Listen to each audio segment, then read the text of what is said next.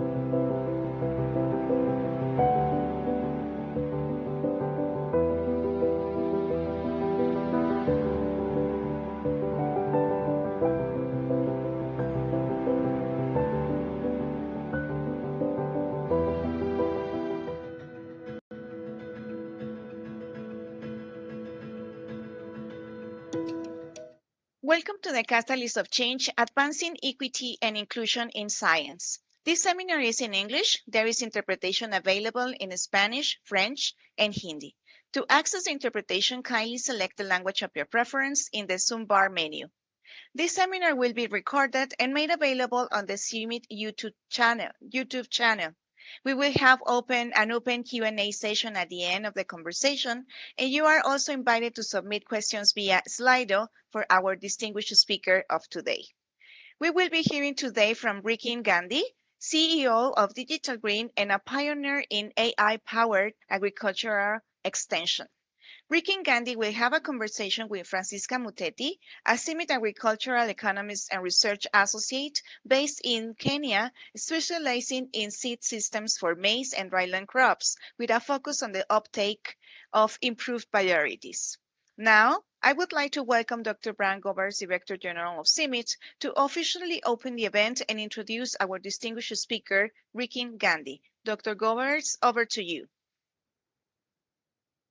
Good morning, good afternoon, good evening, depending on where you are. Once again, welcome to Catalyst of Change, Advancing Equity and Inclusion in Science, the webinar series with the purpose to showcase leaders who are advancing equity and inclusion in their organizations and communities. Therefore, in this series, we highlight a diverse range of leaders, change makers, and allies of women, underrepresented geographies and ethnicities, differently abled people, indigenous community, and other often unheard voices in agricultural science and development.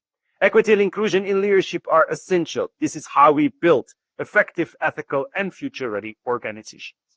By highlighting the diverse leadership by styles and diverse leaders who put equity and inclusion at the center of their leadership.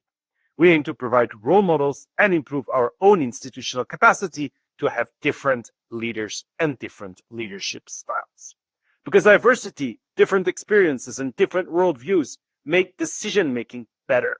It results in more innovative solutions, greater ability to anticipate risks and unintended consequences, and better representation of stakeholder and the final beneficiary, our farmers, needs.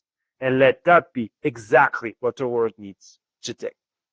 Therefore, in this series, we talk to CEOs, ambassadors, world-renowned scientists, but also community leaders, young professionals, representatives of indigenous communities, science communicators.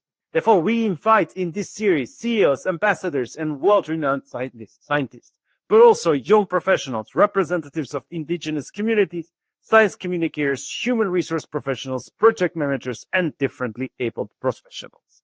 Today, I have the honor to present a true catalyst of change.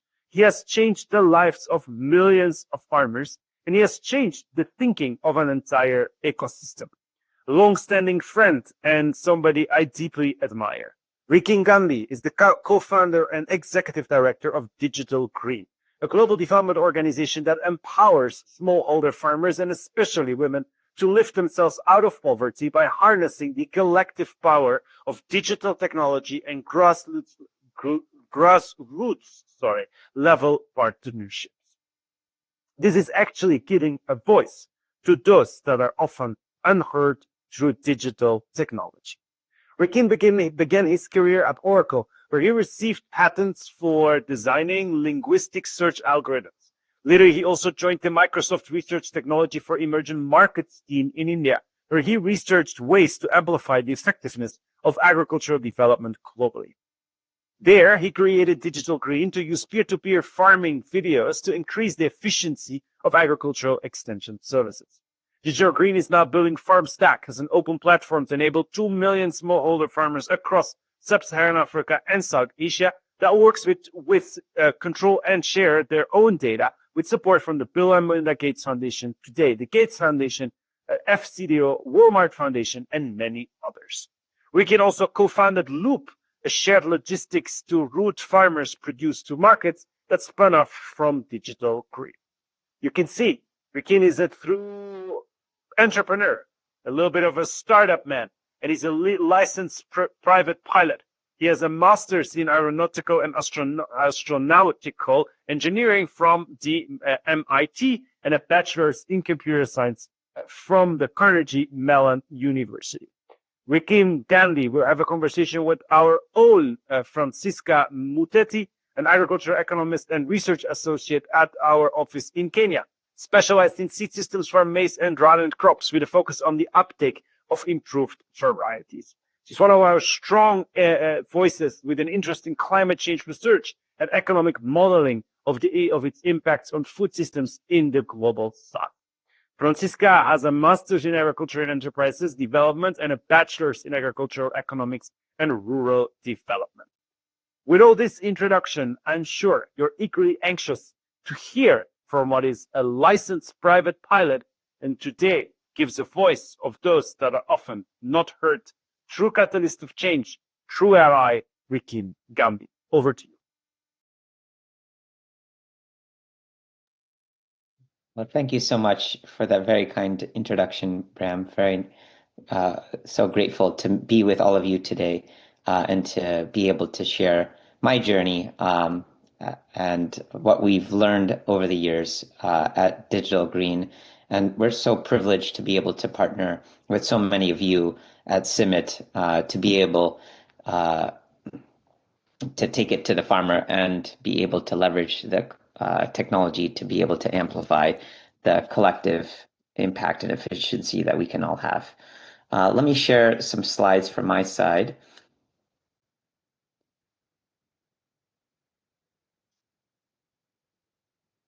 So Digital Green began 19 years ago, initially as a part of Microsoft Research in Bangalore, India, with a academic question, which was, is there a role for digital technology for small-scale agricultural systems? We took a very wide view to what technology could be, everything from pen and paper being one type of technology to tablets and MP3 players at the time. And where we landed was using videos that would be produced by and for farmers that could take a one-to-one farmer field demonstration or training session and capture those farmers' own testimonials and demonstrations to be able to take it to many more farmers. Because as we know, these communities are facing all sorts of challenges, right? Fertilizer prices are increasing, market prices are very volatile, climate variability is affecting yields as a result of changes in hydrology and soil conditions. And there's a real need to see how we can meet these individual farmers who have their various types of integrated crop livestock systems to be able to uplift themselves and those around them. And of course, there has been this historical conventional extension systems that have been involved in trying to train farmers, often at scale, with really large networks of extension agents, but still the sheer number and diversity of these farming communities themselves in terms of demographics, agroecological basis, makes it a daunting challenge, even for extension agents who are often toiling in the sun, and some Government of India surveys finding that less than 6% of farmers actually report applying information from an extension agent. And so for me, I approached this journey, as I mentioned, 19 years ago. I had dreams of trying to get into space growing up. I saw these astronauts as heroes who were combining brains and brawn and had gotten, to this pinnacle of seeing the Earth from above. But as I reflected on many of these biographies of astronauts, one would often see that these farmers would see the world from above and wonder, why is there war? Why is there poverty? And some of these astronauts would come back to Earth and try to reconnect with the world and its people by working in agriculture, with public schools. And so I never made it all the way there. I had my aerospace engineering degree and computer science degree and private pilot license, as Bram had just mentioned. But then I had some friends who are starting up a biodiesel venture in rural Maharashtra. And they had won some of these college social entrepreneur competitions to see how could so-called rural wastelands become more lucrative by growing more oil-bearing crops like jatropha and pongamia.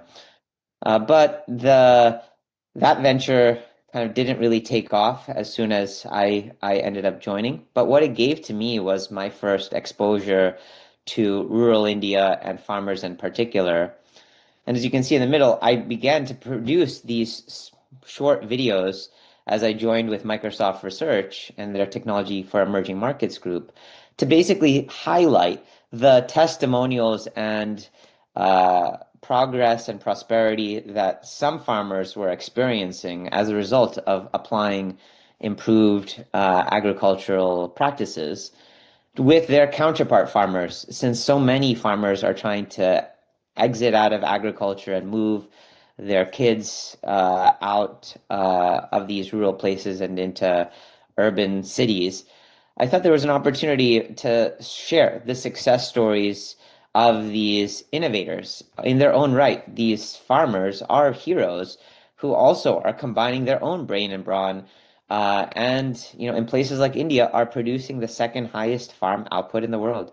And so they were my new source of inspiration. And just like I was watching old school astronaut videos that inspired me to study science and engineering, I wanted to film these farmers' stories so that other fellow farmers can be inspired amongst their respective communities. So we did this work at Microsoft Research, and we found that we could reduce the cost of agricultural extension services from 35 US down to 3.5 US.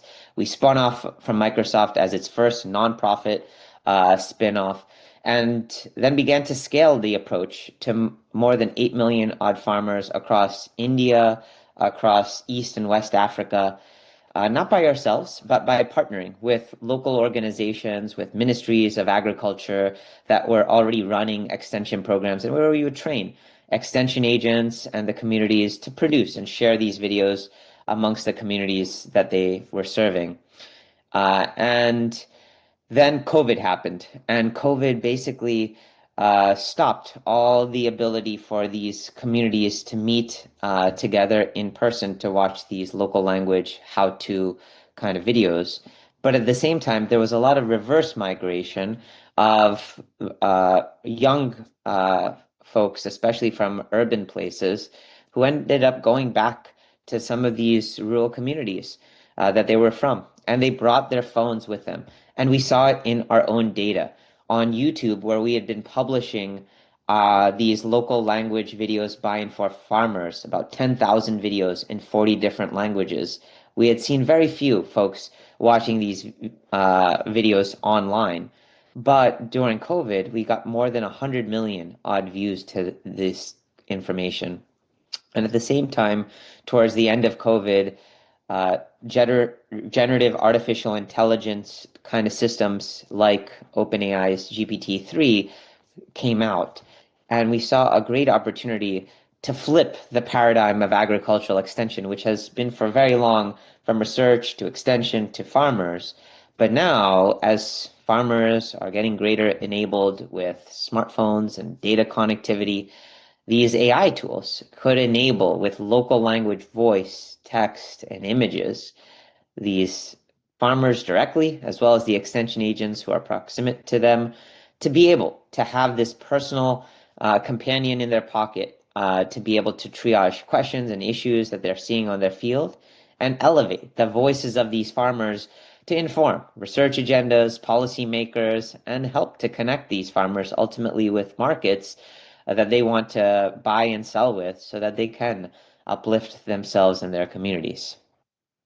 Of course, we've all used ChatGPT and other AI systems at this point, and it's having such a transformative impact at a macroeconomic level in agriculture and beyond. But at the same time, there's a need to recognize that these off-the-shelf large language models are powerful, but they need to be tuned for the specific kind of constituencies of farmers, agroecologies where these farmers reside. There is, for instance, a need to tune these models for the specific vocabulary that farmers speak. The word biga in the state of Bihar in India means different units of land depending on where in Bihar one is residing. The word rust might be interpreted by a generic large language model as relating to iron, when it might more be meant for farmers from a crop disease point of view. And then there's amazing amounts of decision support models that CIMMYT, CGIAR, and others, Ministry of Agriculture and research organizations around the world have been developing for things like site-specific fertilizer or irrigation recommendations based on soil and hydrology, terrain, and weather information, or livestock models for cattle dairy farmers to balance increasing milk production while reducing methane emissions. So one doesn't just want non-deterministic answers that these generative AI systems produce, but sometimes you want to actually provide deterministic answers based on ground truth and research validated information. So there's a need to plug in also those tools into these systems that these farmers are looking for. And of course, we all know that agriculture is so dynamic given weather and market fluctuations that can turn on a dime. And so there's a real need to integrate those real-time data sets also into these systems. But then the biggest opportunity is to integrate farmers' own interests and needs as they interact with these systems. They're actually contributing data about what kinds of issues they're facing on their farms or what their aspirations are. And especially for these models, which often don't account for women farmers who are the predominant source of labor and decision-making on the farm, there's a need to bring in their engagement so that these models, again, are tuned for their needs and for their interests. And so the way that we do this whole process of integrating these deterministic models, these real-time weather information, the specific vocabulary and the local language, voice, text formats that these farmers are interacting with, is with a technique that's called reinforcement learning with human feedback, so that we can use the actual questions that farmers are submitting as they're interacting with farmer chat and have local agronomists, local extension agents to review them and to see what responses the AI system is generating, whether it is classifying a photograph that the farmer took for being a particular crop or a disease, and perhaps it's incorrect, then classifying it to the correct crop or disease or pest issue that the farmer is facing. Or sometimes it's about providing different option sets to these farmers. Often in agriculture, there may be some clearly not right practices to apply, like things like banned pesticides, for example. But in other cases, there might be a spectrum of different options that a farmer might want to consider, depending on whether they're an upland farmer versus a lowland farmer. And tuning the option set that for a given farmer in a particular location, in a particular season of the year, can really help to train these off-the-shelf language models to, again, become more context specific.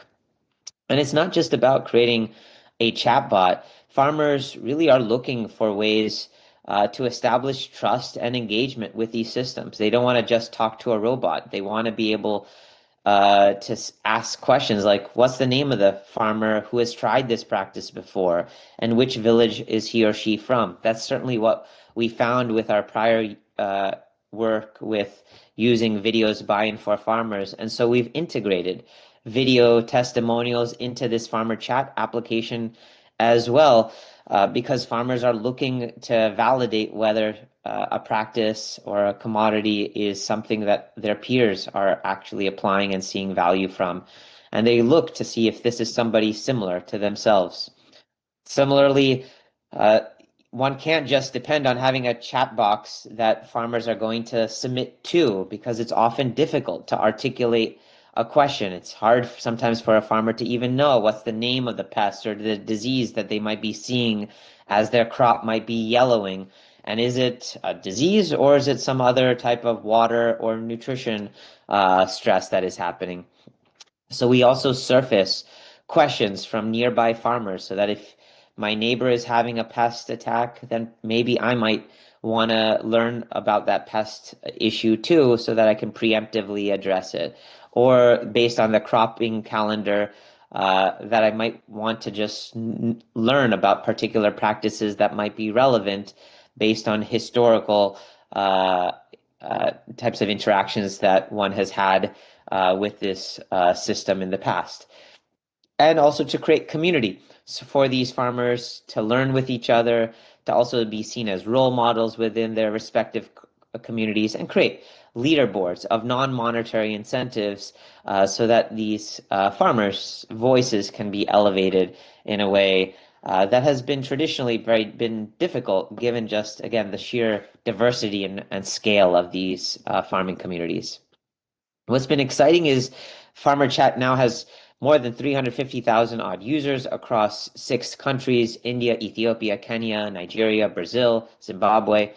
86% of these interactions are using local language, voice, and photo based input, and which is really much more intuitive, especially for women communities of farmers who sometimes have lower levels of literacy.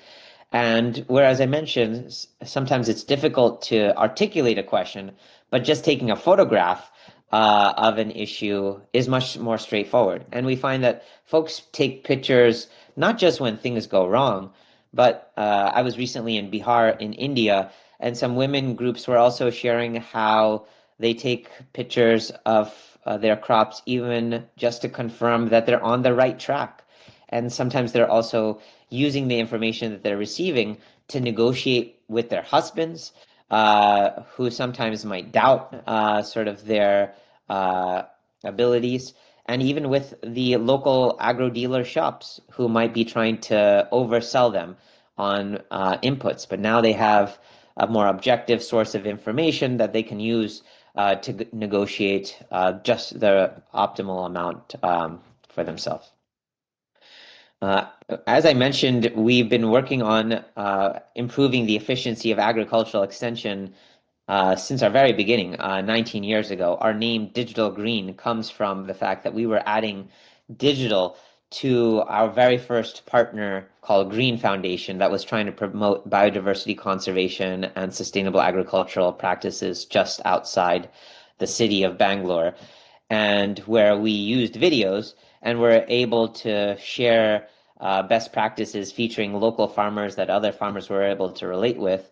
And we found that we were able to boost their adoption rate of these same practices that this NGO was promoting by over 2x. But what's been amazing with Farmer Chat, with this generative AI application that is available on the Google Play Store as an Android app now, and that where we have actually also negotiated with various mobile telecom operators like Safaricom in Kenya and Ethiopia, with EcoNet in Zimbabwe, that farmers can access this system free of charge. There's no data cost even that the farmers incur.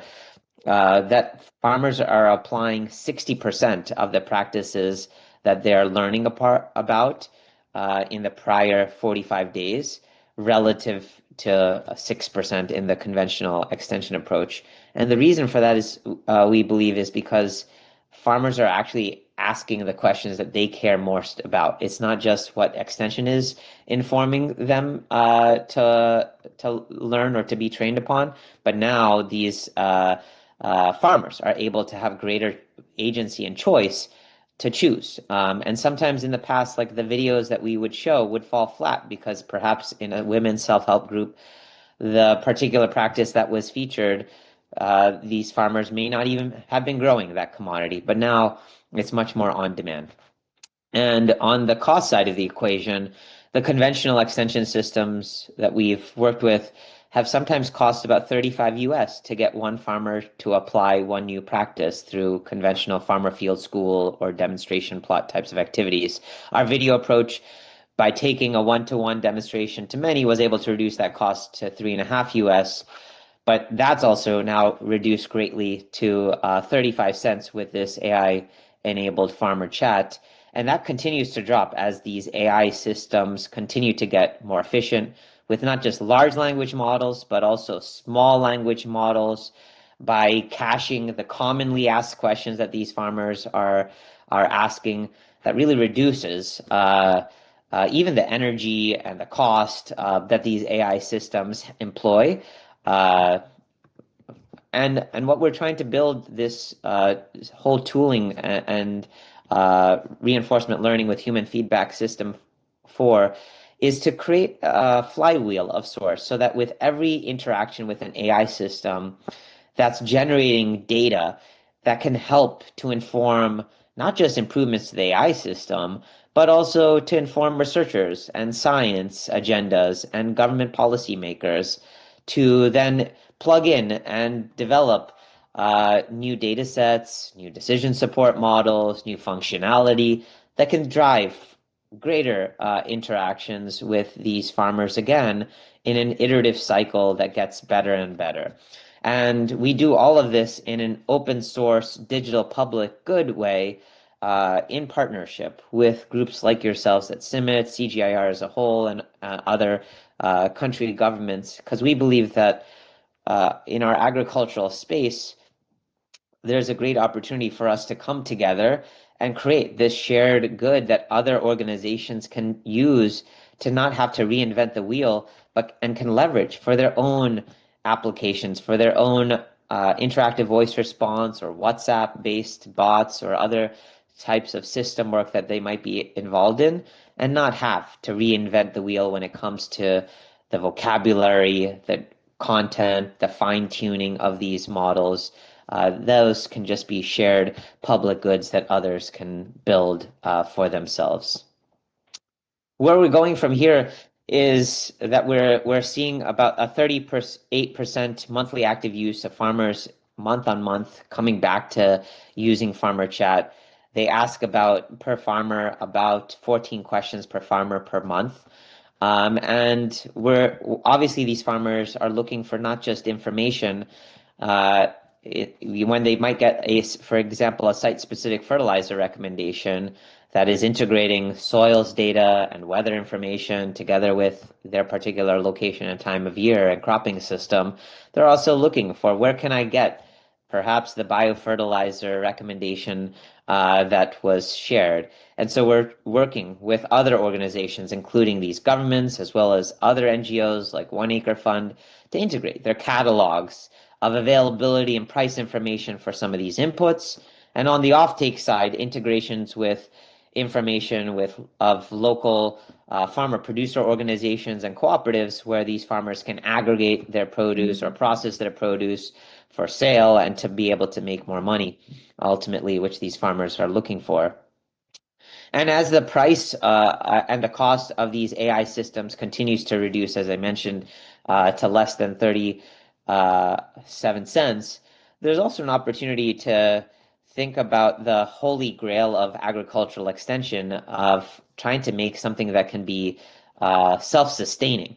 And so we're also exploring business models in combination with some of these telecom operators, as I mentioned, with Safaricom, with Econet, with some of the satellite providers like Starlink, and layering in win-win types of advertisements like this type of government information as well as private sector information that doesn't skew the objective responses that the farmers are looking for, but can enable sustainability for these farmers and create both enablement for the farmers to avail some of these products and services, as well as for these organizations to connect more efficiently and transact with these farmers at scale. And for me personally, having been in this extension space for the last 19 years, it's been amazing to see how farmers now can choose their own adventure of how they want to be able to develop and improve their own agricultural base. We've had stories of young people who've been living with their parents because they weren't able to find a job, be able to learn about a whole production process for poultry and learn about where they can source chicks and feed and set up a broiler and be able to make enough money to move out of their family's house and have like their own enterprise in their own on their own volition. And I think that's really the most exciting thing about this AI revolution. There are, of course, like the concerns around hallucinations and the macro environment. But I think for these small farmers, there's a real great opportunity to place these farmers, again, more at the center of our food and agricultural system. And the impact that that can create is really significant. In partnership with CIAT, one of the CGIAR centers, these types of recommendations have resulted in really significant gains in productivity and income for these farmers, again, in a really short amount of time, while boosting these farmers' self-confidence and agency, which ultimately is the goal of agricultural extension, so that just like the farmers that, just like the astronauts, they inspired me in the very beginning to study aerospace engineering and computer science, and ultimately led me to farming communities in rural India, that we can create sources of inspiration within these communities, leverage technology to connect these farmers in a network that these farmers can learn and be inspired from, and be able to take their one small step toward improving their lives and those around them. Thank you so much, and I'll hand over to Francisca for our conversation. Thank you so much. Thank you very much, Rikin, for the wonderful presentation. My name is Francisca Muteti. I'm an agricultural economist at CIMIT, based in the Kenyan office, and I'm happy to engage in this conversation with you. That was quite an interesting presentation. Thank you for sharing what Digital Green is doing. What excites me most is not even the technology, it's a good one, but I do love how it integrates the aspect of inclusion, and especially for smallholder farmers who face many challenges, especially in Asia and sub-Saharan Africa. Now, just to get deeper understanding of what you do, my first question would be, there's a rallying call around to have no one left behind. And with the access to smartphones, we do understand that most farmers, especially in sub-Saharan Africa, are in the rural areas, and they might not have access to smartphone. Now with the Farmer Chat application, how is Digital Green ensuring that no one is left behind and everyone can access the information or the technology that you're doing? Yeah, thank you for your great question, Francisca. It's a totally very important one. And what we've found is that the rates of smartphone adoption are increasing, even in some geographies like Ethiopia that has one of the lowest teledensity and some of the most expensive mobile data on the continent. But on the other hand, by negotiating some of these zero data agreements with telecom operators like Safaricom in Ethiopia, we found that we have more than 50,000 farmers who are across the spectrum of young people, older generation, men, women, who are finding a great amount of utility in Farmer Chat, and in some cases even like purchasing a lower end smartphone device that is not so expensive. And then the fact that they don't have to pay the data cost for the recurring use of voice or photo-based interactions with Farmer Chat helps them to make it easier to employ. At the same time, for those folks who don't even have any phone, that's why it's still important to engage even with the extension system. So in Ethiopia, the Ministry of Agriculture has 70,000 development agents or extension agents who serve the country's population of farmers. And so we also work with those extension agents, and they are also users of the Farmer Chat application so that they can then also triage questions more easily on behalf of the farmers that they serve, and then can relay that information in group meetings or one-on-one with farmers. And then the last thing I'd say is that our AI stack on the back end for the fine-tuned models, for language support, for image support that we're tuning with the RLHF methodology that I explained, we've also published that open source on Hugging Face and on GitHub, so that other organizations who might be running their own systems, like in Ethiopia, is continuing that example, they maintain a farmer hotline and an interactive voice response or IVR system that doesn't require any smartphone. It could just work on any basic phone. And so those folks can also integrate those systems and those front-end systems with this back-end set of models that we've been tuning for the agricultural space, and therefore be able to still serve even a wider constellation of farmers across a multitude of different channels, depending on who has, access to different approaches. Thank you. It's good to know that even farmers who do not have smartphones can still access these advanced technologies and get all the information they need to boost their farming. Now, in your presentation, you mentioned about basing the technology on personalization using farmer profiles. That's a very interesting thing. Now, one of the challenges that we encounter during our fieldwork is getting farmers to trust you and share personal information with them.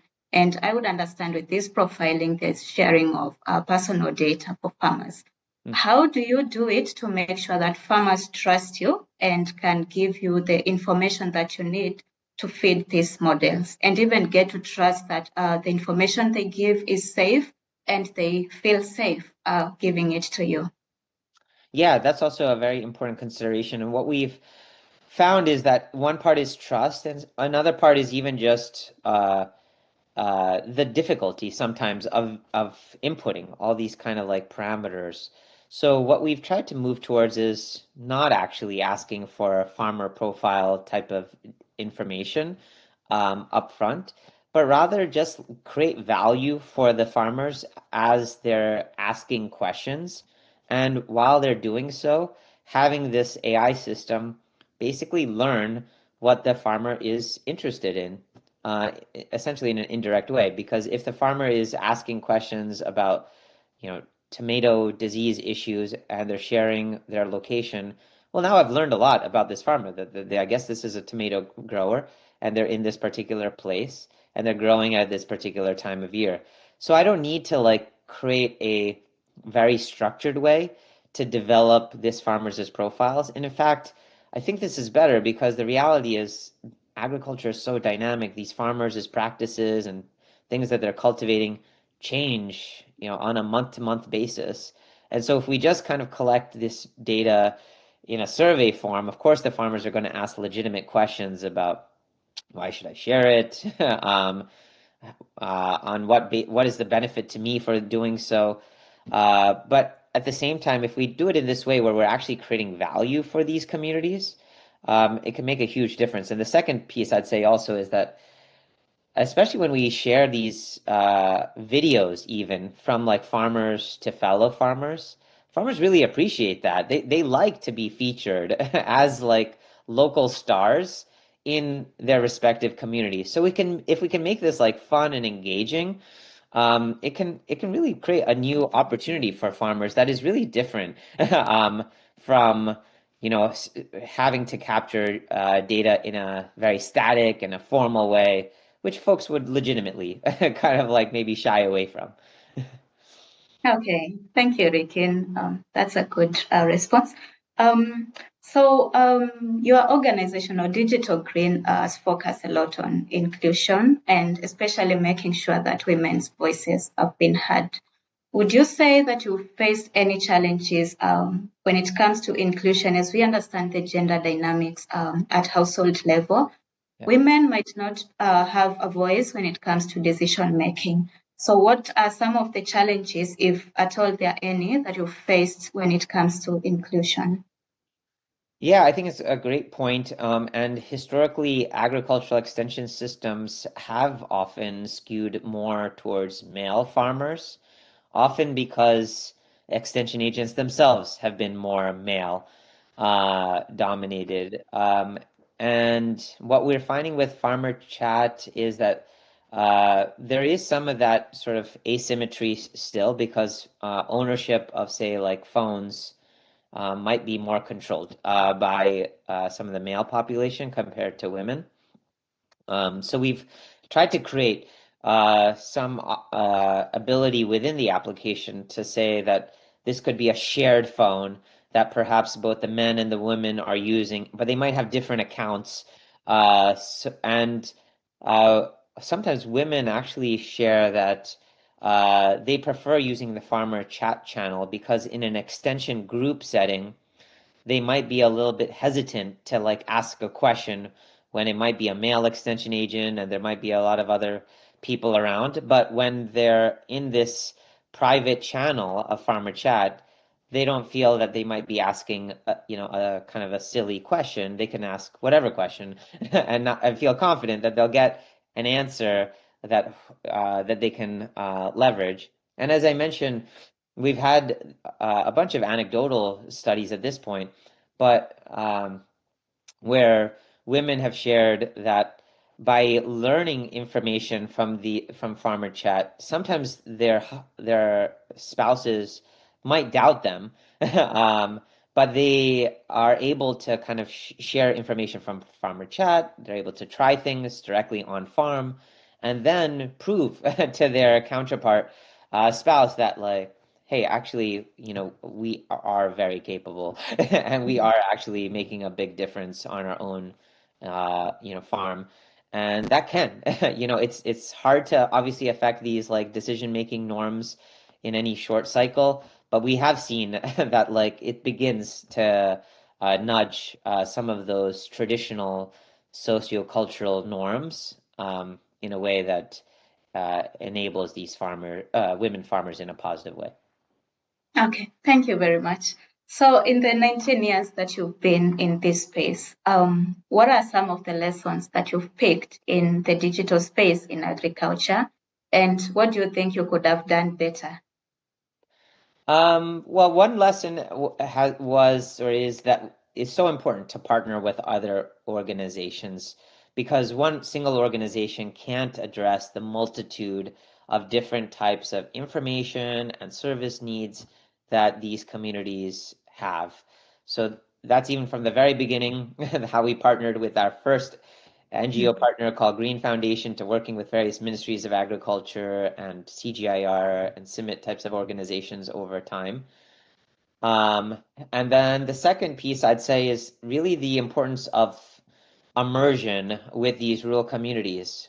There's such a diversity amongst them that there's no substitute for just spending time with them and really understanding their needs and interests. They are super dynamic in their own right, and we need to be able to meet these communities where they're at. Sometimes where we've gone wrong, for example, has been not keeping pace with these farming communities. It was for us, as I mentioned, COVID that accelerated our realization that these farmers were way more online than we gave them credit for, and we were still sticking to this more offline video showing thing via the extension agents. And meantime, 100 million people were watching our videos on YouTube. And so then we started to pivot into, developing this whole farmer chat application with the advances in AI. But I think there could have been an opportunity for us to kind of keep more pace with them. And so I'm most excited about Farmer Chat is that for the first time, we're getting a lot more real-time data about what kind of questions and issues these farmers are having. And the AI systems are not perfect. They have errors. They sometimes substitute male articles for women articles. There's a lot of work to be done to tune these systems to suit these constituencies' needs. But the good thing is, at least you're hearing from these farmers, and then you can prioritize what is broken and then how I can meet those farmers' demands. Okay, thank you. And it's good that you've mentioned about partnerships because they are crucial in the work that we do. And your work is in Asia and Africa, and that involves working with different government institutions and also private sectors. So what would be one thing or advice that you could give to someone in the digital space in terms of partnerships? I would say that the one thing would be to be really clear on one's core competency. So even as I shared my background, aerospace engineering, computer science, I don't have a traditional agricultural background. So very clearly, we definitely needed to partner with organizations who have that kind of expertise in the agricultural domain. And even also the trust networks with the farming communities themselves, because I didn't grow up in a farming community, so I didn't know them, but we had to partner with organizations who did and had mobilized women's self-help groups and other types of extension agent networks that we could piggyback with. So I think when it comes to partnerships, it's really important to be clear of what am I really good at and what's my core competency and what is it that I don't have that I need to work with others to hopefully crowd together so that we can create a greater collective impact. Yeah, thank you. Yeah, partnerships are quite crucial. Now, my parting question before I invite Isabel to take over would be about just final words to someone who is in this audience. We have young people, young scientists, and also people who aspire to be in the digital space. And maybe someone is having self-doubts, second thoughts about themselves. What is one advice that you could give to such a person? I would say that you could come from a non-traditional background like myself, and just spend time with these communities and other organizations who are working with these farming communities. There's so many challenges and complexities that exist, and there's such few folks who are really spending the time that you have a great opportunity to create an impact and learn so much with these communities and partners along the way, that I would really encourage more people to come together in this space. Thank you very much. And thanks for the quite interesting conversation. It's been really interesting getting to learn about what you're doing, and I look forward to learning more about digital green on your platform. I think I will hand over to Isabel. Thank you, Francisca. Nice speaking to you. Thank you. Thank you very much, Francisca Muteti, for having this exciting conversation with Rikin Gandhi. So we invite the audience to participate in the upcoming open Q&A session. Be ready to raise your hand, open your micro and your camera. Also, you are invited to submit questions via Slido for our distinguished speaker of today. So I have one question already from Slido, and it is, while giving extension advice to the farmers, do you consider meteorological data and forecasts in designing the geography-specific advice? Yes, definitely. That is a very important parameter that obviously relates to so much of both pre-planting type of information for farmers to try to, based on medium-term forecasts to the extent that they exist, determine what crops they might want to consider. And then in season, so much information from sow timing to harvest timing kind of decisions are all related to weather. So we integrate different meteorological sources of information, some like Tomorrow.io to Open Meteo to meteorological departments' weather information. And then that kind of gets integrated with the responses that these farmers are looking for, so that it's not just telling them the temperature is going to be X or the humidity is going to be Y, but based on what the farmers are asking, like pest or disease kind of issue, how it might relate to some of these weather conditions, and also what the solutions are, how that also might relate to when is it going to rain, and should I apply some sort of remedy at a particular moment based on the weather conditions is extremely important. Thank you. How do you and Digital Green think about the challenges of high energy and water costs of using AI tools? Definitely, we're very concerned about the water use and energy costs. Of course, like the biggest part of the energy cost is in the frontier development of the large language models themselves, when they're using these big tech companies are using to generate the large language models themselves. That's when they're employing the most compute. And so I actually think that there's an opportunity to say that, like, if we can leverage these large language models for greater benefit, especially from an environmental point of view, then we can kind of dissipate some of those upfront costs that they're incurring. And then the other piece is, as I mentioned, we're trying to move more towards small language models, because it turns out one doesn't need these large language models like ChatGPT for the types of queries that farmers are asking. They're not asking to kind of create a whole report or something like that. They're asking much more, it's tactical information like my crop is browning or it's yellowing. What should I do? And so one doesn't need like the full power of these very large language models. You can get away with these much smaller models. And as to Francisca's also earlier question, there's a real opportunity to move the small language models to people's phones, so that they don't even have to like connect to the mobile networks if they don't have connectivity. So I think that's where the world is moving towards. Thank you. What advice do you have for organizations like CIMIT who are trying to take it to the farmer in terms of embracing new extension approaches like this? Well, CIMIT is obviously extremely strong in its capabilities for research and development for maize and wheat, farmers' needs of seed and agronomic practices. And the greatest two pieces would be, A, to be able to, for us to learn from the latest research and knowledge that is coming from CIMIT, to be able to integrate into the knowledge corpus that these AI systems are referencing, so that they're up to date based on what you all are like learning and the decision support models and such that you're developing. And the second piece is that from our side, we can share the types of query logs that these farmers are asking in local language voice, text, and images, and would really be keen for CIMIT's help in reviewing what types of responses the AI system is generating, especially for wheat and maize types of systems that you all work in, to help to fix and improve the quality of the responses and the options that the AI system is developing.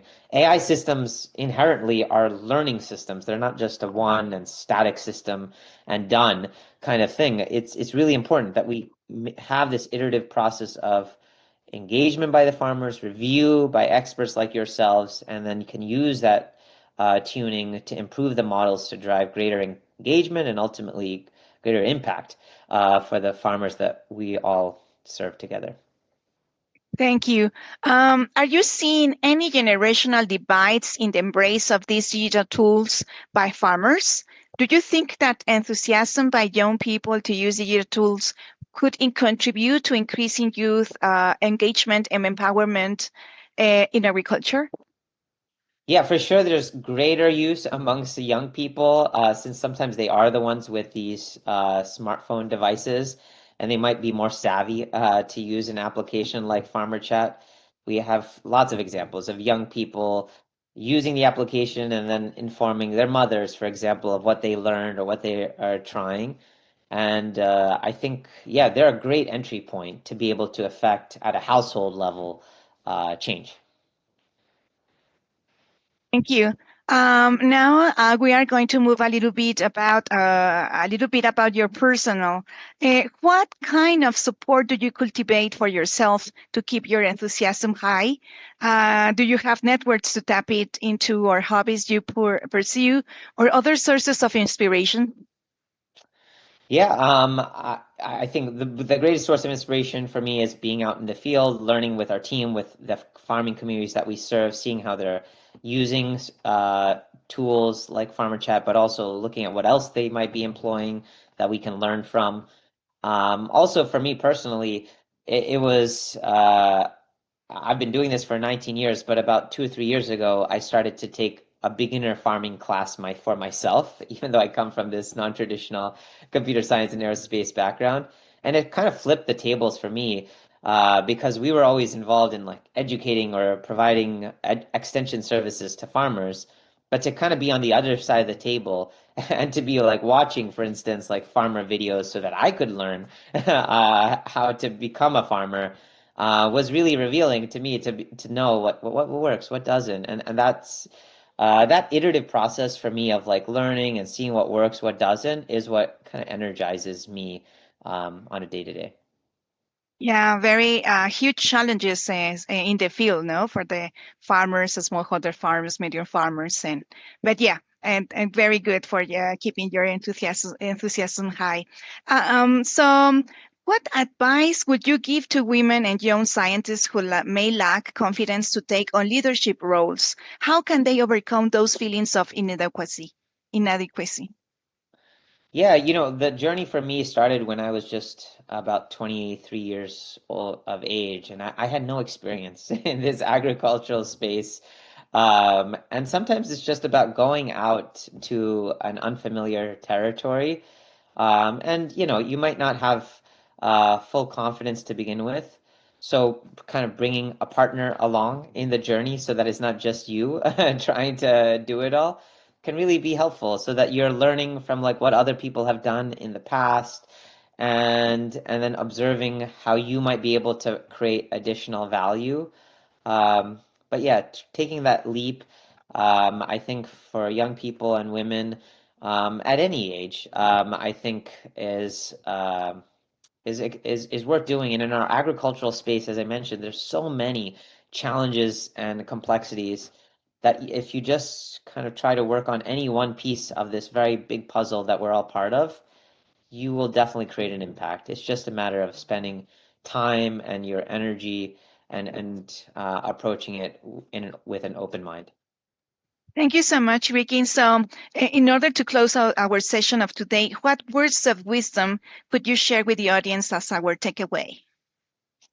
I would say that the biggest for me is to think about how do we create agency and choice for each other. As I said, for me personally, it was videos of astronauts on the moon that helped me have confidence to study science and engineering and get a pilot license with those dreams of trying to become an astronaut.